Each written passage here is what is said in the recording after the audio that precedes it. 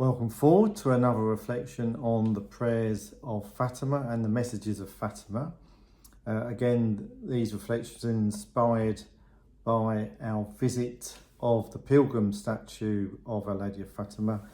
So we've done a number of reflections, particularly on the Rosary, and again, the reason for that being that our Blessed Mother Mary wants us to say the Rosary. So, for example, we know that in 1917 she appeared 6 times to the 3 children, and on a number of occasions, to quote Our Lady's own words, "I want you to pray the Rosary every day." And again, this is ultimately about saying at least 5 decades. And then on another visitation, continue to pray the Rosary every day. In the last month, in terms of being October of her visits, I will perform a miracle so that all may believe. And again, that was on the August 15th. And so if you want to do some research on that miracle.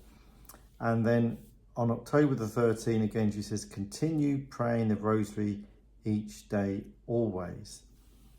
So to elaborate on why, we have talked about it briefly, but I'm just going to read from my book, Why.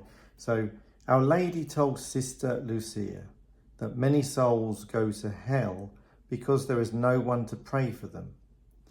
Now, I think that sentence almost reflects the Fatima prayers, which we reflected on really early on in these reflections.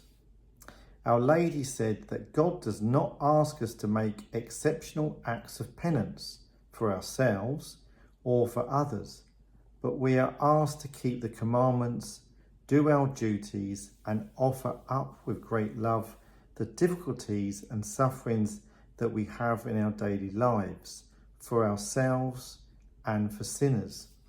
Now again, that paragraph for me reflects those 5 Fatima prayers that again we've been introduced to. So you might want to revisit those prayers and think, well, actually, yes, that paragraph reflects the prayers, the message or the meanings of the prayers.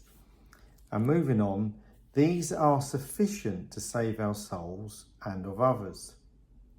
And then it says, this is the bit I really love, we are called to do ordinary things with great love. So that's what we're being asked to do. We're being asked to pray. We're being asked to pray the Rosary for ourselves, but also for other people, all those that we come across in life and people we may never come across again. So I would urge you possibly to go back to the first 1 to 6 reflections of this series and see how that message links in with those Fatima prayers. And with that, I'll leave you with your thoughts. So until tomorrow, God bless.